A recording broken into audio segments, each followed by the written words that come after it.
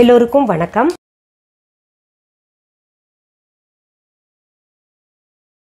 இன்னைக்கு இந்த பதிவில் ரொம்ப எளிமையான ஒரு சமையல் தான் நான் சொல்லித்தர போகிறேன்.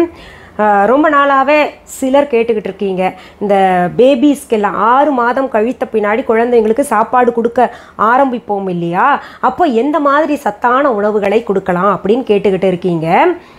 அதில் இந்த 6 மாதம் ஆன பின்னாடியே நம்ம குழந்தைங்களுக்கு சாதத்தை நல்லா பிசைஞ்சு நெய் ஊற்றி கொடுக்கறது ரொம்ப நல்லது. அந்த பிசையும் பொழுது கூட பார்த்தீங்கன்னா சாதமாக இருக்கக்கூடாது. அதனால் சின்ன மிக்சி ஜாரில் போட்டு அதை நல்லா நெய் ஊற்றி அடிச்சிருங்க. அடிச்சுட்டு அதில் உப்பு போட்டு, இல்லை சாதம் வேக வைக்கும் போதே உப்பு போட்டு கொடுக்கலாம். அடுத்தது அதே கொடுத்துக்கிட்டு இருந்தால் குழந்தைங்க எத்தனை நாளைக்கு சாப்பிடுவோம், அதுலேயே கொஞ்சம் வெரைட்டி இருந்தால் நல்லா இருக்குமே அப்படின்ற மாதிரி நினைப்பீங்க.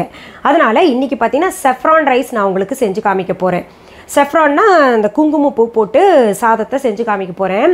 பொதுவாகவே குங்குமப்பூவில் நிறைய சத்து இருக்குது. எந்த பெண்ணும் கர்ப்பிணியாக இருக்கும் பொழுது அந்த காலத்தில் பெரியவங்க சொல்லுவாங்க, குங்குமப்பூ போட்டு பால் கொடு, குழந்தை நல்லா சிவப்பாக பிறக்கும் அப்படின்ற மாதிரி சொல்லுவாங்க. அதன்படியே குங்குமப்பூ போட்டு நல்லா பால் காய்ச்சிட்டு கொடுப்பாங்க கர்ப்பிணி பெண்களுக்கு. இதை கேட்குற நீங்கள் அப்படி குடித்தா நல்லா சிகப்பாகுமா அப்படின்னு சொல்லிட்டு நிறைய கலந்து குடிச்சிடாதீங்க. ஏன்னா அந்த மிதமாக எதையுமே ஒரு அளவோடு எடுத்துட்டா தான் சரியான ரிசல்ட் கிடைக்கும்.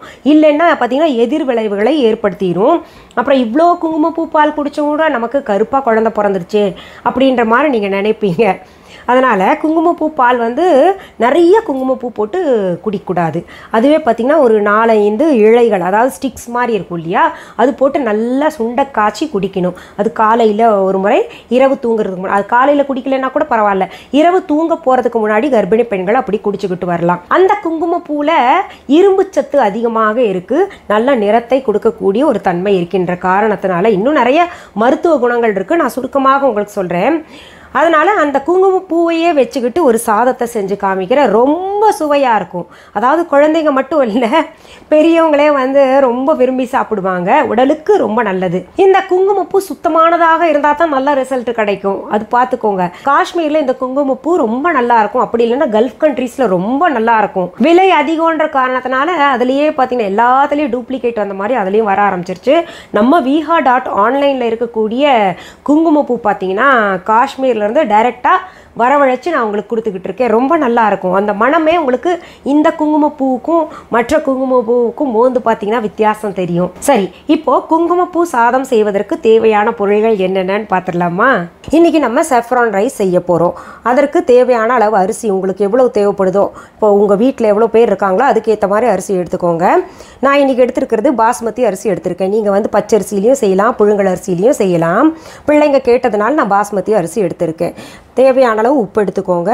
இது குங்குமப்பூ.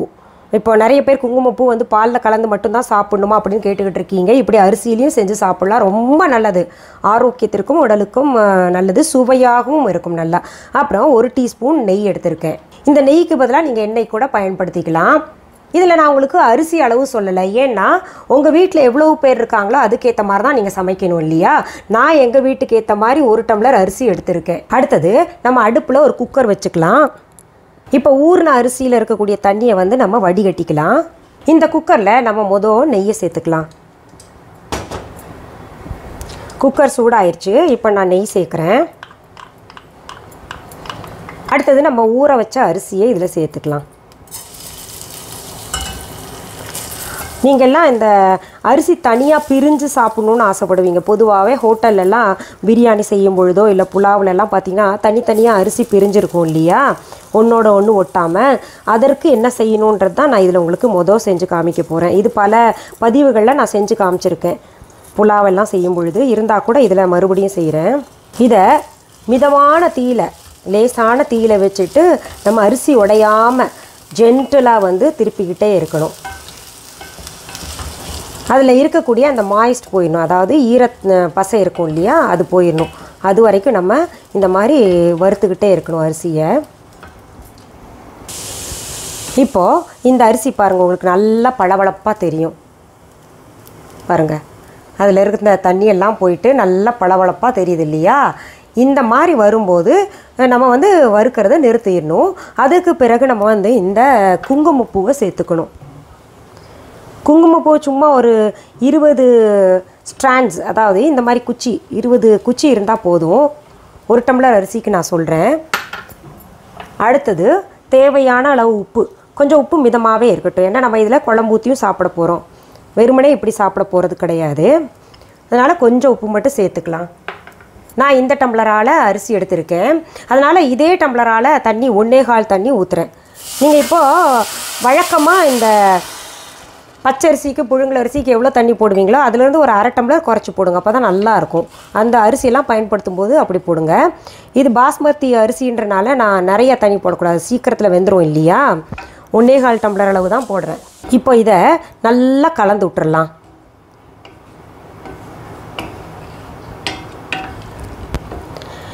இப்போ நான் ஊற்றின தண்ணிக்கு 2 விசில் தான் வச்சு எடுக்க போகிறேன். குக்கர் போட்டு மூடிடுறேன். இங்கே பாருங்கள், இந்த குங்குமப்பூ சாதம் எவ்வளோ பிரமாதமாக இருக்குது தெரியுமா. மனம் அப்படி வருங்க, அது நெய்யில் செஞ்சுருக்கோம் இல்லையா. இந்த குங்குமப்பூ சாதத்தை இப்போ தனித்தனியாக இருக்குது, இப்படி பிள்ளைங்களுக்கு முழுசாக கொடுக்கக்கூடாது. இது பெரியவங்க பல்லு இருக்கிற பிள்ளைங்களுக்கு கொடுக்கலாம், கடித்து சாப்பிடுவாங்க, நல்லா பிரமாதமாக இருக்கும் தனித்தனியாக பிரிஞ்ச சாதம். ஆனால் இந்த 6 மாத குழந்தைக்கெல்லாம் நல்லா மிக்சியில் ஒரு சுற்றிக்கோங்க. நல்லா இதுலேயே பார்த்தீங்கன்னா நெய் நல்லா போட்டிருக்கோம், அதனால் திரும்ப நெய் போடணுன்னு அவசியம் இல்லை போடணும் அப்படின்னு நினச்சிங்கன்னா நம்ம மிக்சி ஜார்லேயே ஒரு சொட்டு நெய் போட்டு நல்லா சுற்றி எடுத்துக்கிட்டு பிள்ளைங்களுக்கு ஊட்டி விடுங்க. நல்லா சப்பு கொட்டி சாப்பிடுவாங்க, உடலுக்கும் ரொம்ப நல்லது. சரி, இன்றைக்கி இந்த பதிவில் மிக எளிய ரெசிபியான குழந்தைகளுக்கான குங்குமப்பூ சாதம் எப்படி செய்யறதுன்னு பார்த்தோம் இல்லையா. இது குழந்தைங்களுக்கு மட்டும் இல்லைங்க, பெரியவங்களே சாப்பிட்லாம்.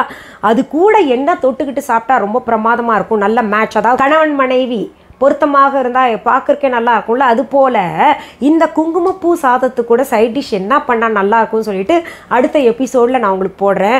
அது பார்த்திங்கன்னா இந்த சாதம் குழந்தைங்களுக்கு மட்டும் இல்லைங்க, நம்ம எல்லாம் ஒரு முறை சுவை பண்ணிட்டோன்னு வைங்க, அது திரும்ப திரும்ப சாப்பிடணுன்ற ஒரு எண்ணம் நமக்கு வரும். அவ்வளவு நல்லாயிருக்கும். அந்த நெய்க்கும் அந்த அரிசிக்கும் அந்த குங்குமப்பூவும் சேர்ந்தால் அப்படி ஒரு காம்பினேஷன், அவ்வளோ ஒரு சுவை. சரி, மீண்டும் அடுத்த பதிவில் வேற ஒரு நல்ல தலைப்போட உங்களெல்லாம் சீக்கிரத்தில் சந்திக்கிறேன். அது வரைக்கும் நன்றி, வணக்கம். அன்பான வாடிக்கையாளர்களே, உங்கள் விஹா ஸ்டோரில் பூஜை பொருட்கள், சிலைகள், ராசிக்கற்கள், வாஸ்து பொருட்கள், விதைகள், பாரம்பரிய அரிசி வகைகள், சிறுதானியங்கள், ஆர்கானிக் பொருட்கள், மூலிகை எண்ணெய், மளிகை பொருட்கள், மரச்செக்கு எண்ணெய், மரப்பொருட்கள், வெள்ளி ஆபரணங்கள், கிஃப்ட் ஆர்டிகல்ஸ், காட்டன் மற்றும் பட்டு புடவைகள், காட்டன் சுடிதார்கள், பட்டு பாவாடை, குழந்தைகளுக்கான விளையாட்டு பொருட்கள், ஹை குவாலிட்டி இமிடேஷன் நகைகள், வீட்டு உபயோக பொருட்கள், ஜூட் பேக்ஸ், ஹேண்ட்மேட் சோப்ஸ், அழகு சாதன பொருட்கள், சிறுதானிய பிஸ்கெட்டுகள், ஹோம் அப்ளையன்சஸ், இன்னும் பற்பல பொருட்கள் விற்பனைக்குள்ளது. விஹா ப்ராடக்ட்களை நீங்கள் வாங்க விரும்பினால் அது எங்களுடைய viha.online வெப்சைட் மற்றும் சென்னை ராஜா அண்ணாமலைபுரத்தில் உள்ள எங்கள் விஹா ஸ்டோரில் மட்டுமே கிடைக்கும் என்பதை தெரிவித்துக் கொள்கிறோம். வேறு எந்த ஆன்லைன் வெப்சைட்களிலும் விஹா ப்ராடக்ட்கள் விற்பனைக்கு கிடையாது என்பதை நீங்கள் கவனத்தில் கொள்ள வேண்டும். எங்கள் விஹா ஸ்டோரின் விலாசத்தை கண்டறிய கூகுள் மேப்ஸில் விஹா ஸ்டோர் என்று டைப் செய்தால் வழியை கண்டறியலாம். www.viha.online வெப்சைட்டிலும் விஹா ஸ்டோரின் அட்ரஸ் உள்ளது.